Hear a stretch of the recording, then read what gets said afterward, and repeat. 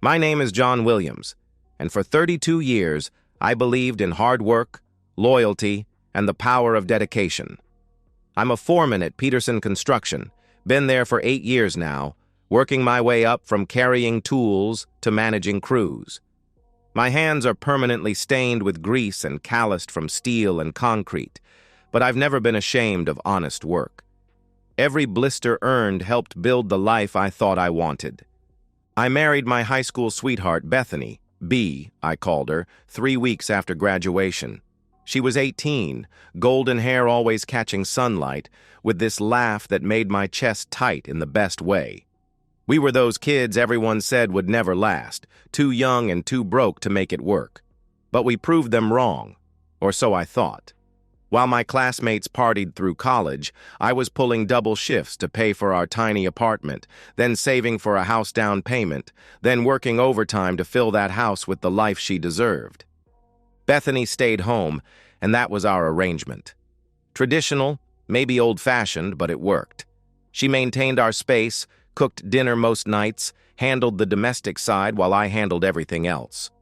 I'd come home exhausted from 12-hour days to find her curled up on the couch, usually watching some reality show, always beautiful even in sweatpants. She'd smile and ask about my day, and I'd feel that same chest-tightening sensation from high school, grateful that she'd chosen to build this life with me. The lotus tattoo came from our honeymoon in Thailand, our one real extravagance. She'd gotten it on her lower back, a delicate black design that curved perfectly with her spine. I'd traced it with my fingers on lazy Sunday mornings, this intimate mark that belonged to us, to our beginning as husband and wife. That Thursday night in March, I'd just finished a 16-hour shift installing emergency fire exits at the new medical center. The job was behind schedule, the client was breathing down our necks, and I'd been living on coffee and adrenaline for 3 days straight. I dragged myself home at nearly midnight, expecting to find Bethany already asleep. She was, curled up in our bed with her phone still glowing beside her on the nightstand. I kissed her forehead gently, not wanting to wake her, then headed to the kitchen for something to eat. Leftover pizza straight from the box, standing at the counter in work clothes that smelled like sawdust and metal shavings. I'd been scrolling Reddit mindlessly, looking for something to shut off my brain before attempting sleep. Construction forums, funny videos, random threads, the usual digital white noise. Then I saw it. The post was in a local hookup subreddit I didn't even know existed. The thumbnail was small, but something about the angle, the lighting, made me stop scrolling. I clicked before my conscious mind caught up. Our bedroom. The cream-colored walls I'd painted myself, the vintage mirror she'd found at an estate sale, the reading lamp we'd bought together at Target. And there was Bethany, naked from behind, that lotus tattoo unmistakable, posting to a forum asking for discreet encounters while my husband works late. My phone fell from my hands, clattering against the kitchen counter. I stared at the black screen for what felt like hours, but was probably only seconds. Then I picked it up with shaking hands and looked again, hoping I'd imagined it, hoping it was someone else's bedroom, someone else's wife, someone else's entire world turning to ash. But there was the lotus, there was our bed, there was the woman I'd worked myself half to death to provide for, advertising herself to strangers on the internet. The post was 3 hours old. 3 hours. While I'd been installing safety equipment to keep people alive, she'd been in our bed, in our home, soliciting men online. The timestamp showed she'd posted it at 9:47 p.m., right around the time she'd texted me asking when I'd be home, telling me not to wake her because she was exhausted from cleaning all day. I read the post again, memorizing every word. She'd described herself as a lonely housewife whose husband was always working. She wanted someone young and energetic who could show her what she's been missing. The whole thing was written in a breathy, seductive tone I'd never heard from her in our entire marriage. The comments were worse. Dozens of men responding with explicit messages, describing what they wanted to do to her, where they wanted to meet, and there, buried in the thread, were her responses. Bethany, my wife, flirting back with enthusiasm I'd forgotten she possessed. My chest felt hollow, like someone had reached in and scooped out everything vital. I sat down heavily on one of our kitchen stools, the ones she'd picked out, that I'd assembled while she watched, and tried to process what I was seeing. Every late night I'd worked, every double shift, every time I'd come home exhausted and she'd already eaten dinner, already gone to bed, already made plans that didn't include me. How long had this been going on? How many men had she been talking to while I'd been breaking my back to keep us comfortable? I created a throwaway account. My fingers hovered over the keyboard for a long time before I started typing. I wrote, "Interested. Can you verify you're real?" I hit send before I could talk myself out of it. The response came faster than I'd expected. Bethany was apparently still awake, still online, still actively hunting while I sat in our kitchen processing the destruction of everything I'd believed about my life. Her reply appeared, "Of course, honey. What kind of verification do you need?" The casual endearment hit like a physical blow. Honey. She called me that sometimes, but rarely, and never with that playful emoji, never with the flirtatious undertone that radiated from every word in her messages. I created a persona quickly, Jake, a divorced electrician from the next town over, successful enough to be interesting but discreet by necessity. Someone stable, someone who wouldn't complicate her life, someone exactly like the responses she'd been favorably replying to in her thread. I typed back, "Just want to make sure you're not a bot or some guy catfishing. Maybe another picture? Something that shows this is really you." The wait felt eternal. 3 dots appeared and disappeared several times. She was typing, then deleting, then typing again. Finally, another photo appeared. This one was different, more intimate. She was lying on our bed, our sheets, wearing the black lingerie I'd bought her for Valentine's Day. The lingerie she'd smiled at politely, kissed me on the cheek for, then apparently never worn. For me. But she'd worn it for Jake. For a stranger on the internet she'd been talking to for less than 10 minutes. She messaged, "Better? I don't usually do this, but something about your profile seems different. More mature." More mature. I almost laughed, except nothing about this situation was funny. I was her husband, the man who'd been mature enough to work himself into the ground to give her everything she'd ever asked for. But mature wasn't exciting, apparently. Mature was something that happened to other people while she looked for adventure online. We talked for hours that night. I stayed in the kitchen, listening to her breathe softly through the bedroom door, while she told Jake about her marriage, her loneliness, her desire for something more passionate than what she had at home. She wrote, "My husband is a good man, but he works so much. And when he's home, he's just tired. We barely connect anymore. I feel invisible." Invisible. I read the word 3 times, trying to process it. I'd been working 16-hour days to keep her comfortable, to pay for the house she'd wanted, the car she'd picked out, the lifestyle she'd grown accustomed to. I'd been doing everything I thought a good husband should do, and she felt invisible. I asked, "What are you looking for?" Her response came quickly. "Excitement. Passion. Someone who wants to explore, you know? Someone who makes me feel desired instead of just convenient." Convenient. The word lodged in my throat like a stone. She told Jake about her fantasies, about positions and scenarios she'd never mentioned to me in 14 years of marriage. She described herself as adventurous, open-minded, eager to try new things with the right person. This was a woman I didn't recognize, speaking a language she'd never used with me. I finally asked, "When could we meet?" My heart was pounding so hard I was sure she'd hear it through the walls. She replied, "My husband works most Saturdays. Next weekend, maybe? Somewhere discreet, obviously. I've never done anything like this before." She was lying. The ease with which she navigated the conversation, the practiced way she deflected personal questions while maintaining intimacy, the casual mention of discretion. This wasn't her first time. Maybe not her first affair. I suggested a restaurant across town, near where her sister lived. Neutral territory, I explained, somewhere neither of us would run into people we knew. She agreed immediately, even seemed excited by the location choice. She promised, "I'll wear something special, something that shows I'm serious about this." I looked at the kitchen clock.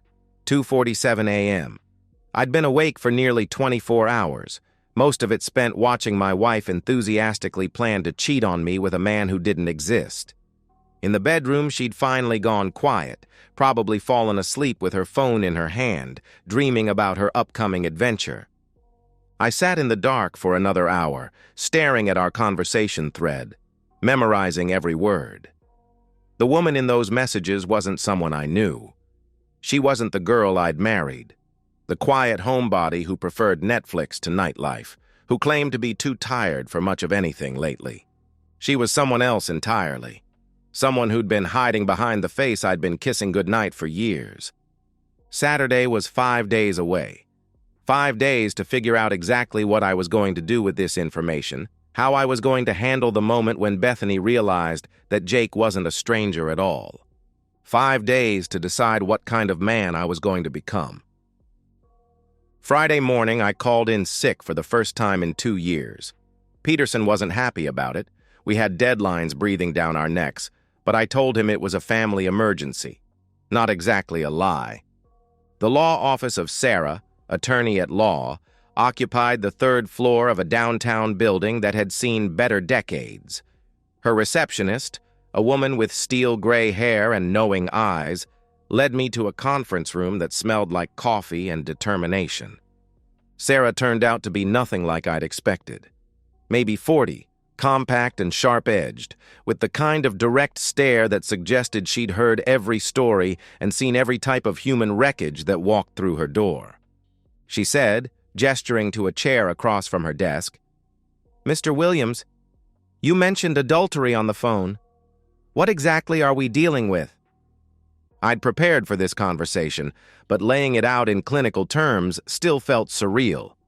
I showed her the screenshots I'd taken, the original post, the subsequent conversation, the photos Bethany had sent to Jake. Sarah examined each image methodically, occasionally making notes on a legal pad. She said finally, "This is quite thorough.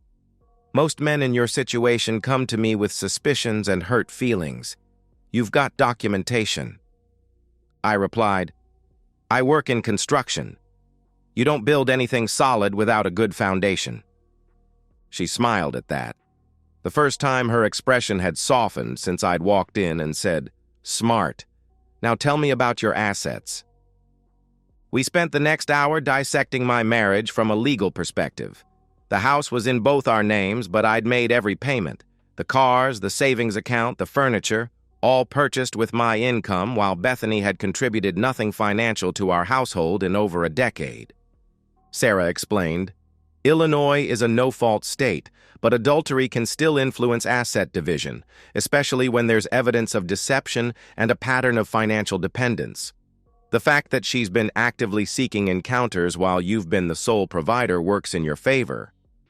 She quoted me a retainer fee that would have been devastating 6 months ago. Now it felt like the best investment I'd ever made. I said, "I want papers drawn up before tomorrow. Clean, straightforward, no contest expected." She looked at me and said, "You sound confident about that." I replied simply, "I am." That afternoon, I drove to 3 different electronics stores, paying cash for a small digital camera and a portable printer. If Bethany wanted to play games with documentation, I'd make sure every piece of evidence was preserved properly. Back home, I moved through our house like a stranger, seeing everything differently. The wedding photos on the mantle looked like exhibits in a museum of someone else's life. The kitchen where we'd shared morning coffee felt like a stage set. Even our bedroom, especially our bedroom, had transformed into a crime scene. Bethany was unusually chatty when she got home from whatever she'd been doing all day. She kissed my cheek, asked about work, mentioned she might visit her sister on Saturday. The lie rolled off her tongue so smoothly, I wondered how many others I'd missed over the years. I said casually, "That's nice. You haven't seen Linda in a while?" She replied easily, "Yeah, she's been asking me to come up for weeks. I thought I'd make a day of it, maybe do some shopping." Shopping. Right. She'd be shopping for a new life, assuming Jake turned out to be everything she was hoping for. I spent Friday evening in my workshop in the garage, organizing tools and trying to keep my hands busy. Bethany flitted around the house with unusual energy, doing laundry, cleaning bathrooms, even vacuuming the living room. She was preparing, getting everything perfect before her big adventure. Around 9, I heard the shower running upstairs. She was in there for nearly an hour, longer than usual, certainly longer than necessary for someone planning to visit her sister. When she emerged, her legs were freshly shaved and she smelled like the expensive perfume I'd bought her for our anniversary. I said from the doorway, "You smell nice." She turned, startled, then smiled and replied, "Just felt like treating myself. You know how it is." I didn't know how it was. I'd never known how it was to lie so effortlessly to someone I'd promised to love forever. Saturday morning arrived gray and cold, typical March weather that couldn't decide between winter and spring. Bethany was up early, moving around the house with purpose. She'd chosen her outfit carefully, a blue dress I'd never seen before, paired with heels that made her legs look longer. I commented, gesturing to the dress, "That's new." She replied without missing a beat, "Oh, this old thing? I've had it forever." Another lie. The tags were probably still in the trash from yesterday's shopping trip. She kissed me goodbye at the door, the same perfunctory peck she'd been giving me for months, and said, "I'll probably be back late. Linda wants to catch up properly." I replied, meaning it, "Drive safe." Whatever happened today, I didn't want her hurt. I just wanted her gone. I waited until her car disappeared around the corner, then got dressed myself. Dark jeans, a button-down shirt she'd bought me for Christmas, boots that could handle whatever this day might throw at me. I looked like someone who'd already moved on, someone who wasn't devastated by betrayal but merely inconvenienced by necessary business. The restaurant was 45 minutes away in a strip mall near Linda's neighborhood. I'd chosen it specifically, close enough to make Bethany's lie even more obvious, public enough that she couldn't cause a scene, familiar enough that I'd be comfortable when comfortable was the last thing she'd be feeling. I arrived early, requested a table with a clear view of the entrance, and ordered coffee I didn't want while I waited for my wife to walk in expecting to meet her lover. The divorce papers were folded neatly in my jacket pocket, along with printed copies of every screenshot, every message, every piece of evidence that would make denial impossible. In 15 minutes, Bethany would discover that Jake wasn't real, that her husband wasn't stupid, that actions, even secret ones, especially secret ones, had consequences. In 15 minutes, both our lives would change forever. She walked in at exactly 2 p.m., and for a moment, I forgot to breathe. Bethany had transformed herself into someone I barely recognized. The blue dress clung to curves I'd stopped noticing in our daily routine. Her hair was styled differently, and she moved with a confidence I hadn't seen since high school. She looked beautiful, radiant even, in a way that made my chest ache with loss and rage. She was wearing the sapphire earrings I'd given her for Christmas. I watched her scan the restaurant, her eyes bright with nervous excitement. She checked her phone, probably looking for a message from Jake, wondering where he was, maybe getting cold feet. Her gaze swept past me twice before recognition hit. The change was instantaneous and devastating. The confident smile froze, then cracked, then disappeared entirely. Her face went through a series of expressions I'd never seen before: confusion, recognition, terror, and finally, a desperate calculation as she tried to figure out if there was any way to salvage this situation. There wasn't. I stood up slowly, made eye contact, and gestured to the empty chair across from me. I said quietly, "Hello, Bethany." She stood frozen in the entrance for what felt like an eternity. Other diners were starting to notice. A woman in a blue dress having some kind of breakdown near the hostess station. Finally, survival instinct kicked in and she walked over, each step looking like it took enormous effort. She stammered, "John, what are you, this isn't—" I said quietly, "Sit down." She sat, her hands shaking as she placed them on the table. Up close, I could see the careful makeup job, the subtle contouring, the shade of lipstick she'd never worn for me. She'd spent hours preparing for this moment, planning for an afternoon of passion with a stranger, and now she was staring at her husband instead.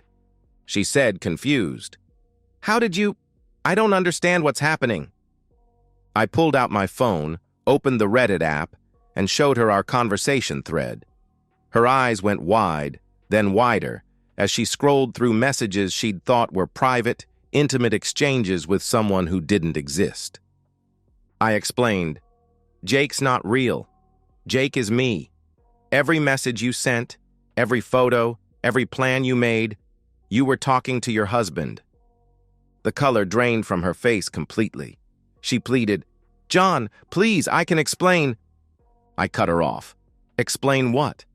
That you've been advertising yourself online while I worked 16-hour days to support us? That you've been planning to cheat on me in the bed I paid for with money I earned breaking my back for 14 years? She started crying then, but they weren't the tears of someone genuinely remorseful. They were the tears of someone who'd been caught, someone who was searching desperately for an angle, a way to turn this around. She whispered, "It wasn't real. It was just fantasy, just online stuff. I never would have actually—" I pointed out, "You're here.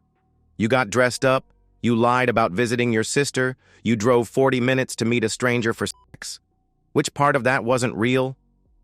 I pulled the divorce papers from my jacket and slid them across the table, saying, "I've already filed these. You have 30 days to contest, but I wouldn't recommend it." She stared at the papers like they were written in a foreign language and said desperately, "John, we can work this out. We can go to counseling. We can—" I said simply, "I don't want to work it out." The finality in my voice seemed to hit her harder than anything else I'd said. She looked up at me with an expression I'd never seen before. Panic, real panic, as she realized I wasn't here to fight for our marriage or demand explanations or give her a chance to make it right. I was here to end it. She said frantically, "You can't just throw away 14 years because of some stupid mistake." I replied, "This wasn't a mistake. This was a choice, multiple choices over what I'm guessing was months or years. The only mistake was mine, thinking I knew who I married." I stood up, left a 20 on the table for the coffee I'd barely touched, and said, "Your things will be packed and shipped to Linda's by Tuesday. The house keys should be left on the kitchen counter."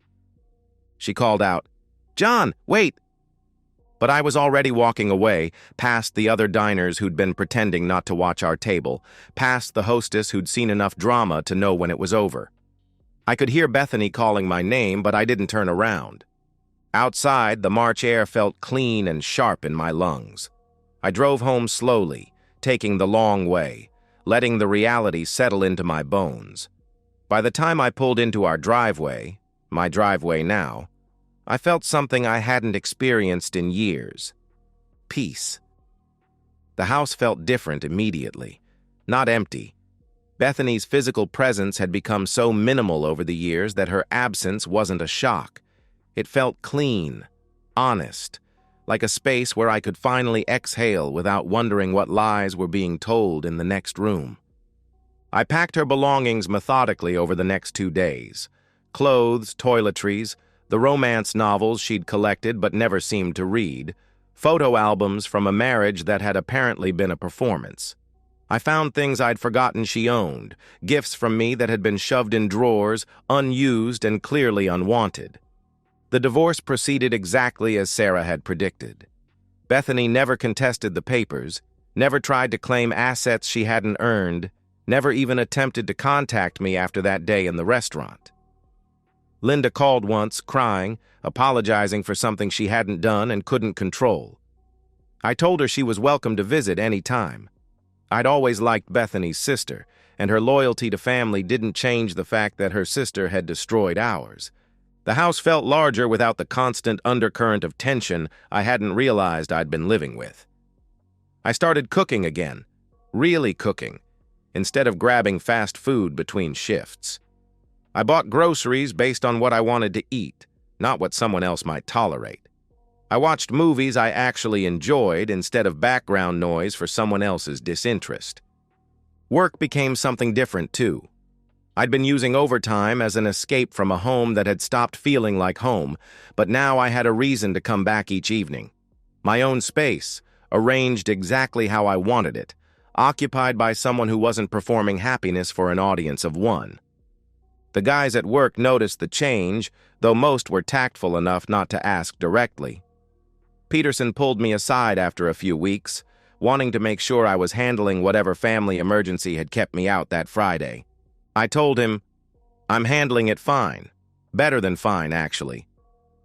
He nodded, the kind of understanding that comes from experience with life's curveballs, and said, "Good man. Take care of yourself." I started sleeping better than I had in years. No more lying awake wondering why Bethany seemed so distant, why conversations felt forced, why intimacy had become a scheduled obligation rather than genuine connection. No more subconscious stress from living with someone who was fundamentally dishonest about who she was and what she wanted. 3 months after the divorce was finalized, I got a text from a number I didn't recognize. It was Bethany, using a new phone, asking if we could talk. I read the message twice, then deleted it without responding. There was nothing left to say. Some evenings I sit on the porch I built with my own hands, drinking beer I bought with money I earned, in a house that's finally, completely mine. I think about those 14 years sometimes, but not with regret. They taught me something valuable about the difference between being wanted and being needed, between love and convenience, between building a life and simply maintaining one. I'd worked myself half to death trying to provide for someone who saw my dedication as a weakness to exploit rather than a strength to appreciate. Now I work for myself, live for myself, make decisions based on what will make me genuinely happy rather than what might earn me gratitude I'll never receive.